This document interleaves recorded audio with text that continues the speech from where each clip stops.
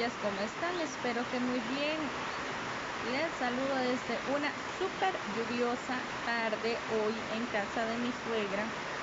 Quiero compartirles este borda conmigo y esta nueva historia que ojalá les guste. Muchísimas gracias por estar acá, por acompañarme y les mando un abrazo. Les dejo la historia de El huésped de Drácula de Bram Stoker. El huésped de Drácula, Bram Stoker. Cuando iniciamos nuestro paseo, el sol brillaba intensamente sobre Múnich y el aire estaba repleto de la alegría propia de comienzos del verano. En el mismo momento en que íbamos a partir, el maître del hotel donde me alojaba bajó hasta el carruaje sin detenerse a ponerse el sombrero y tras desearme un placentero paseo, le dijo al cochero sin apartar la mano de la manija de la puerta del coche: no olvides estar de regreso antes de la puesta del sol. El cielo parece claro, pero se nota un frescor en el viento del norte que me dice que puede haber una tormenta en cualquier momento. Pero estoy seguro de que no se retrasará, sonrió. Pues ya sabe qué noche es. Johann le contestó con un enfático: sí, mi señor, y llevándose la mano al sombrero, se dio prisa en partir. Cuando hubimos salido de la ciudad, le dije, tras indicarle que se detuviera: dígame, Johann, ¿qué noche es hoy? Se persignó al tiempo que contestaba lacónicamente: noche de Walpurgis, y sacó su reloj, un grande y viejo instrumento alemán de plata, tan grande como un nabo, y lo contempló, con las cejas juntas y un pequeño e impaciente encogimiento de hombros. Me di cuenta de que aquella era su forma de protestar respetuosamente contra el innecesario retraso y me volví a recostar en el asiento, haciéndole señas de que prosiguiese. Reanudó una buena marcha, como si quisiera recuperar el tiempo perdido. De vez en cuando, los caballos parecían alzar sus cabezas y olisquear suspicazmente el aire. En tales ocasiones yo miraba alrededor alarmado. El camino era totalmente anodino, pues estábamos atravesando una especie de alta meseta barrida por el viento. Mientras viajábamos, vi un camino que parecía muy poco usado y que aparentemente se hundía en un pequeño y serpenteante valle. Parecía tan invitador que, aun arriesgándome a ofenderlo, le dije a Johann que se detuviera y cuando lo hubo hecho, le expliqué que me gustaría que bajase por allí. Me dio toda clase de excusas y se persignó con frecuencia mientras hablaba. Esto, de alguna forma, excitó mi curiosidad, así que le hice varias preguntas. Respondió evasivamente, sin dejar de mirar una y otra vez su reloj como protesta. Al final, le dije: bueno, Johann, quiero bajar por ese camino. No le diré que venga si no lo desea, pero cuénteme por qué no quiere hacerlo. Es todo lo que le pido. Como respuesta, pareció zambullirse desde el pescante por lo rápidamente que llegó al suelo. Entonces extendió sus manos hacia mí en gesto de súplica y me imploró que no fuera. Mezclaba el suficiente inglés con su alemán como para que yo entendiese el hilo de sus palabras. Parecía estar siempre a punto de decirme algo, cuya sola idea era evidente que le aterrorizaba, pero cada vez se echaba para atrás y decía, mientras se persignaba: noche de Walpurgis. Traté de argumentar con él, pero era difícil discutir con un hombre cuyo idioma no hablaba. Ciertamente, él tenía todas las ventajas, pues aunque comenzaba hablando inglés, un inglés muy burdo y entrecortado, siempre se excitaba y acababa por revertir a su idioma natal, y cada vez que lo hacía miraba su reloj. Entonces los caballos se mostraron inquietos y olisquearon el aire. Ante esto palideció y, mirando a su alrededor de forma asustada, saltó de pronto hacia adelante. Los aferró por las bridas y los hizo avanzar unos 10 metros. Yo lo seguí y le pregunté por qué había hecho aquello. Como respuesta, se persignó, señaló al punto que había abandonado y apuntó con su látigo hacia el otro camino, indicando una cruz y diciendo, primero en alemán y luego en inglés: enterrados, estar enterrados los que matarse ellos mismos. Entonces recordé la vieja costumbre de enterrar a los suicidas en los cruces de los caminos. Ah, ya veo, un suicida. Qué interesante. Pero a fe mía que no podía saber por qué estaban asustados los caballos. Mientras hablábamos, escuchamos un sonido que era un cruce entre el aullido de un lobo y el ladrido de un perro. Se oía muy lejos, pero los caballos se mostraron muy inquietos. Y le llevó bastante tiempo a Johann calmarlos. Estaba muy pálido y dijo: «Suena como lobo, pero no hay lobos aquí, ahora». «¿No?», pregunté inquisitivamente. «¿Hace ya mucho tiempo desde que los lobos estuvieron tan cerca de la ciudad?». «Mucho, mucho», contestó. «En primavera y verano, pero con la nieve los lobos no mucho lejos». Mientras acariciaba a los caballos y trataba de calmarlos, oscuras nubes comenzaron a pasar rápidas por el cielo. El sol desapareció y una bocanada de aire frío sopló sobre nosotros. No obstante, tan solo fue un soplo, y más parecía un aviso que una realidad, pues el sol volvió a brillar. Johann miró hacia el horizonte, haciendo visera con su mano, y dijo: «La tormenta de nieve venir dentro de mucho poco». Luego miró de nuevo su reloj y, manteniendo firmemente las riendas, pues los caballos seguían manoteando inquietos y agitando sus cabezas, subió al pescante como si hubiera llegado el momento de proseguir nuestro viaje.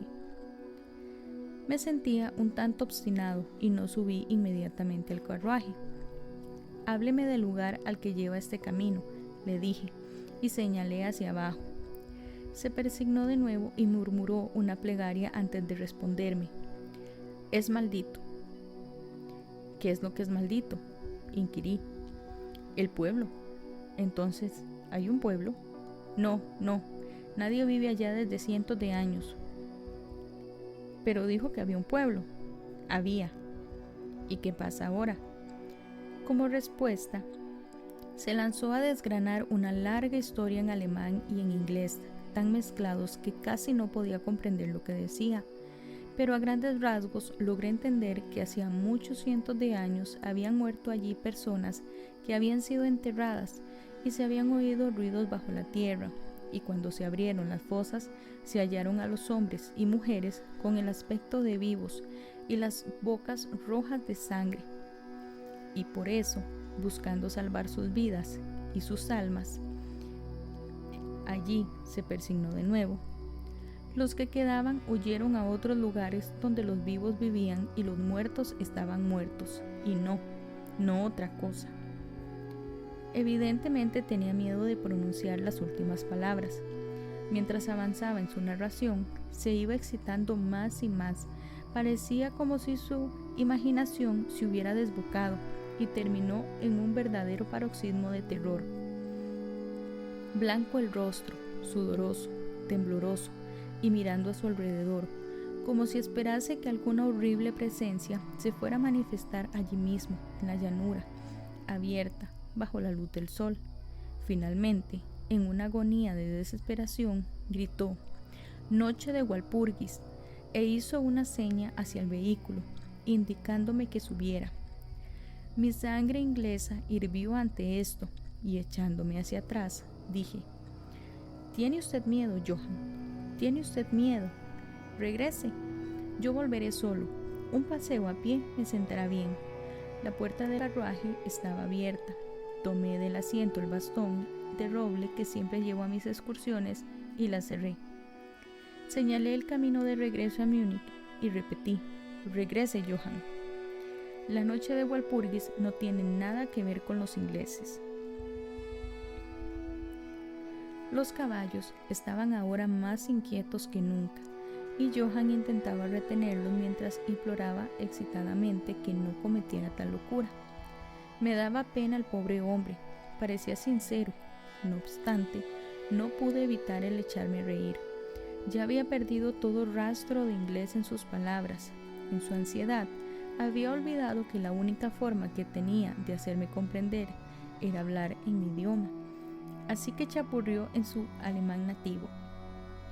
Comenzaba a ser algo tedioso. Tras señalar la dirección, exclamé: «Regrese», y me di la vuelta para bajar por el camino lateral hacia el valle. Con un gesto de desesperación, Johann volvió sus caballos hacia Múnich. Me apoyé sobre mi bastón y lo contemplé alejarse. Marchó lentamente por un momento. Luego, sobre la cima de la colina, apareció un hombre alto y delgado. No podía verlo muy bien a aquella distancia. Cuando se acercó a los caballos, estos comenzaron a encabritarse y a patear. Luego relincharon, aterrorizados, y echaron a correr locamente. Los contemplé perderse de vista y luego busqué al extraño, pero me di cuenta de que él también había desaparecido. Me volví con ánimo tranquilo hacia el camino lateral que bajaba hacia el profundo valle que tanto había preocupado a Johann. Por lo que podía ver, no había ni la más mínima razón para esta preocupación, y diría que caminé durante un par de horas sin pensar en el tiempo ni en la distancia, y ciertamente sin ver persona ni casa alguna. En lo que a aquel lugar se refería, era una verdadera desolación, pero no me di cuenta de esta particularidad hasta que, al dar la vuelta en un recodo del camino, llegué hasta el disperso lindero de un bosque. Entonces me di cuenta de que, inconscientemente, había quedado impresionado por la desolación de los lugares por los que acababa de pasar. Me senté para descansar y comencé a mirar a mi alrededor. Me fijé en que el aire era mucho más frío que cuando había iniciado mi camino. Parecía rodearme un sonido susurrante, en el que se oía de vez en cuando, muy en lo alto, algo así como un rugido apagado. Miré hacia arriba y pude ver que grandes densas nubes corrían rápidas por el cielo, de norte a sur, a una gran altura. Eran los signos de una tormenta que se aproximaba por algún lejano estrato de aire. Noté un poco de frío y, pensando que era por haberme sentado tras la caminata, reinicié mi paseo. El terreno que cruzaba ahora era mucho más pintoresco. No había ningún punto especial digno de mención, pero en él todo se notaba con cierto encanto y belleza. No pensé más en el tiempo y fue solo cuando empezó a hacerse notar el oscurecimiento del sol que comencé a preocuparme acerca de cómo hallar el camino de vuelta. Había desaparecido la brillantez del día, el aire era frío y el vuelo de las nubes allá en lo alto mucho más evidente. Iban acompañadas por una especie de sonido ululante y lejano, por entre el que parecía escucharse a intervalos el misterioso grito que el cochero había dicho que era de un lobo. Dudé un momento, pero me había prometido ver el pueblo abandonado, así que proseguí, y de pronto llegué a una amplia extensión de terreno llano, cerrado por las colinas que lo rodeaban.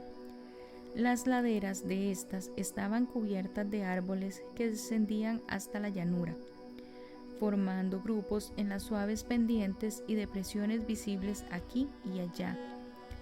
Seguí con la vista el serpentear del camino y vi que trazaba una curva cerca de uno de los más densos grupos de árboles y luego se perdía tras él. Mientras miraba, noté un hálito helado en el aire y comenzó a nevar. Pensé en los kilómetros y kilómetros de terreno desguarnecido por los que había pasado y me apresuré a buscar cobijo en el bosque del frente. El cielo se fue volviendo cada vez más oscuro y a mi alrededor se veía una brillante alfombra blanca cuyos extremos más lejanos se perdían en una nebulosa vaguedad.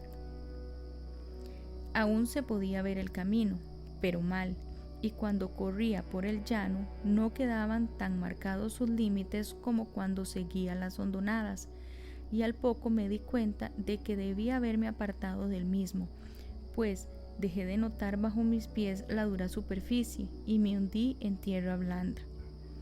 Entonces el viento se hizo más fuerte y sopló con creciente fuerza, hasta que casi me arrastró. El aire se volvió totalmente helado y comencé a sufrir los efectos del frío a pesar del ejercicio.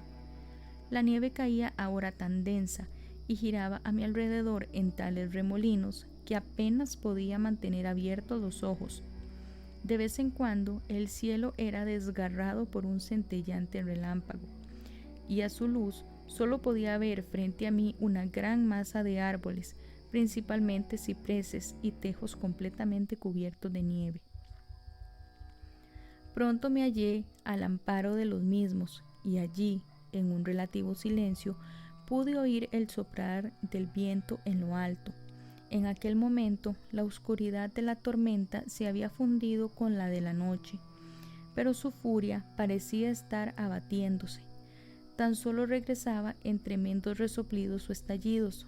En aquellos momentos, el escalofriante aullido del lobo pareció despertar el eco de muchos sonidos similares a mi alrededor. En ocasiones, a través de la oscura masa de las nubes, se veía un perdido rayo de luna que iluminaba el terreno y que me dejaba ver que estaba al borde de una densa masa de cipreses y tejos. Como había dejado de nevar, salí de mi refugio y comencé a investigar más a fondo los alrededores. Me parecía que entre tantos viejos cimientos, como había pasado en mi camino, quizás hallase una casa aún en pie, que, aunque estuviese en ruinas, me diese algo de cobijo.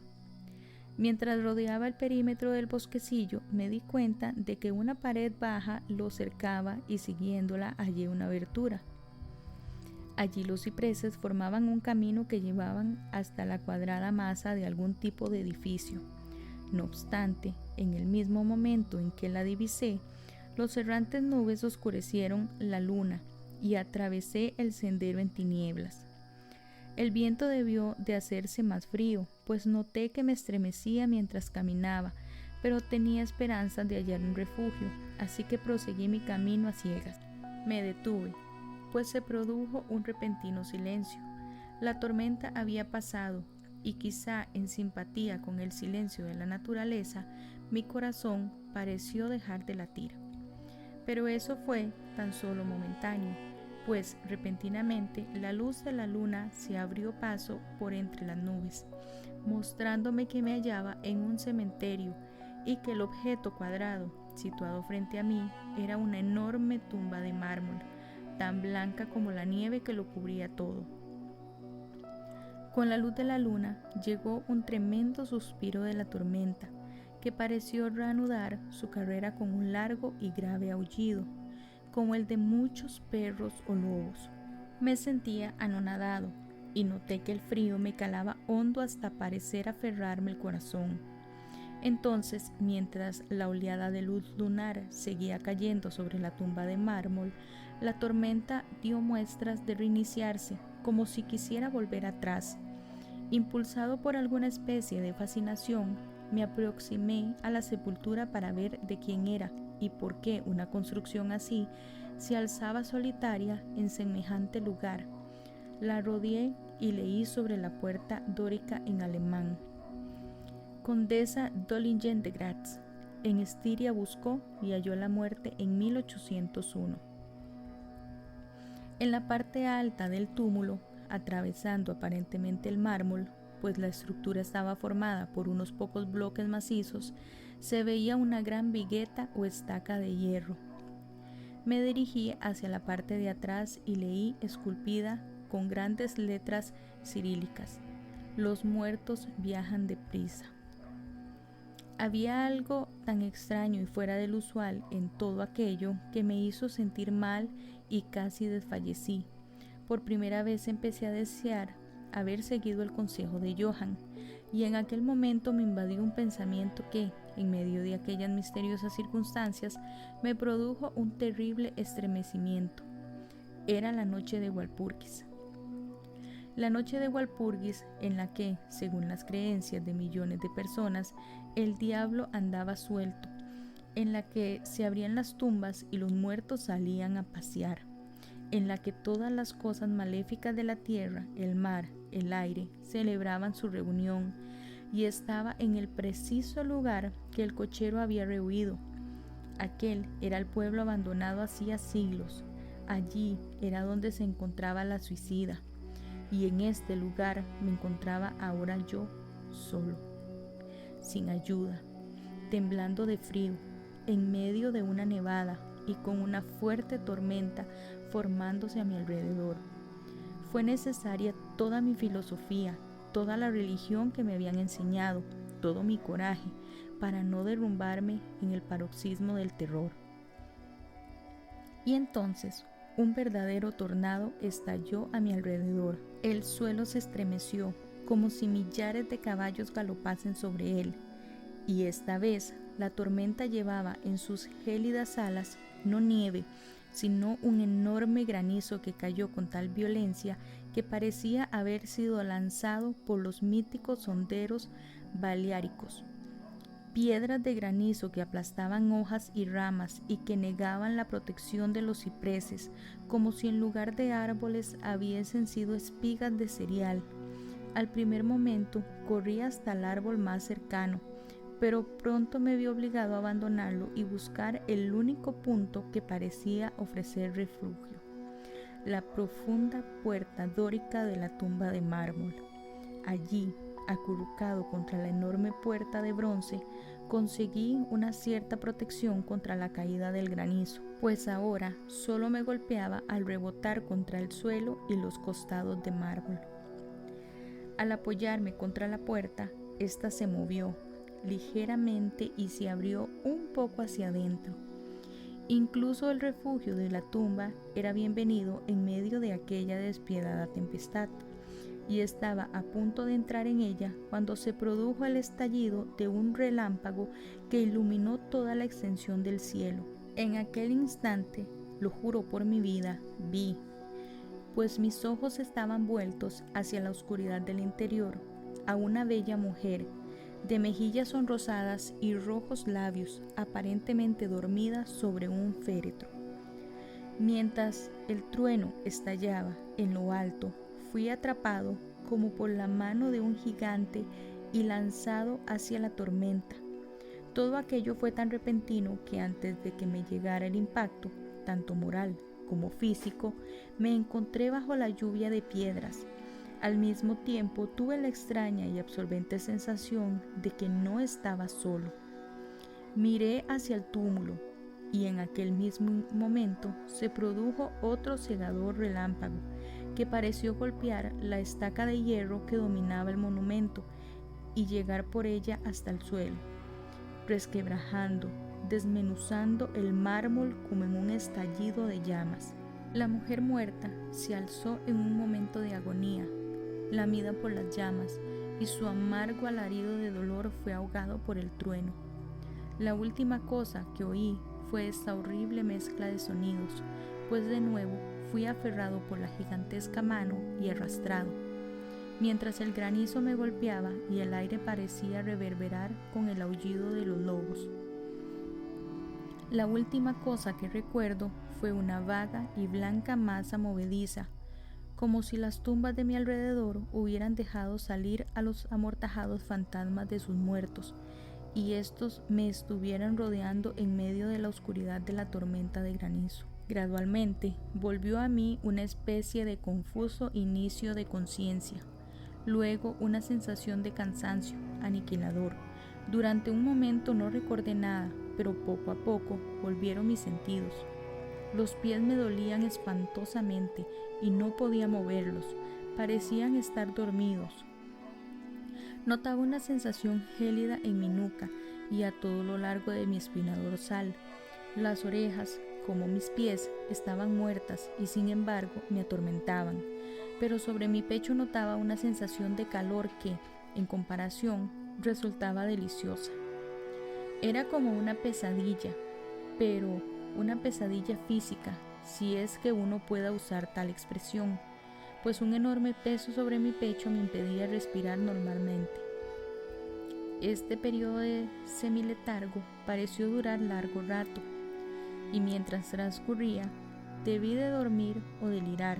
Luego sentí una sensación de repugnancia, como en los primeros momentos de un mareo, y un imperioso deseo de librarme de algo, aunque no sabía de qué. Me rodeaba un descomunal silencio, como si todo el mundo estuviese dormido o muerto, roto tan solo por el suave jadeo de algún animal cercano. Noté un cálido lametón en mi cuello y entonces me llegó la conciencia de la terrible verdad que me heló hasta los huesos e hizo que se congelara mi sangre en las venas. Había algún animal recostado sobre mí y ahora lamía mi garganta. No me atreví a agitarme, pues algún instinto de prudencia me obligaba a seguir inmóvil. Pero la bestia pareció darse cuenta de que se había producido algún cambio en mí, pues levantó la cabeza. Por entre mis pestañas vi sobre mí 2 grandes ojos llameantes de un gigantesco lobo. Sus aguzados caninos brillaban en la abierta boca roja y pude notar su acre respiración sobre mi boca. Durante otro periodo de tiempo lo olvidé todo. Luego escuché un gruñido, seguido por un aullido y luego por otro y por otro. Después, aparentemente, muy a lo lejos, escuchó un «hey, hey», como de muchas voces gritando al unísono. Alcé cautelosamente la cabeza y miré en dirección de la que llegaba el sonido, pero el cementerio bloqueaba mi visión.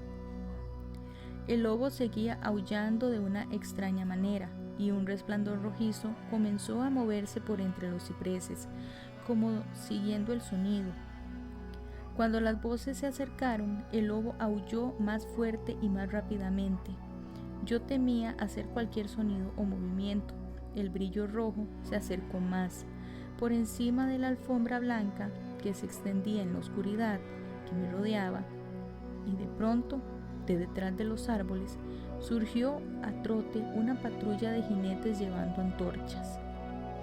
El lobo se apartó de encima de mí y escapó por el cementerio. Vi como uno de los jinetes, soldados, según parecían por sus gorras y sus largas capas militares, alzaba su carabina y apuntaba. Un compañero golpeó su brazo hacia arriba y escuché cómo la bala zumbaba sobre mi cabeza. Evidentemente me había tomado por el lobo. Otro divisó al animal mientras se alejaba y se oyó un disparo. Luego, al galope, la patrulla avanzó, algunos hacia mí y otros subiendo al lobo, mientras éste desaparecía por entre los nevados cipreses. Mientras se aproximaban, traté de moverme. No lo logré, aunque podía ver y oír todo lo que sucedía a mi alrededor.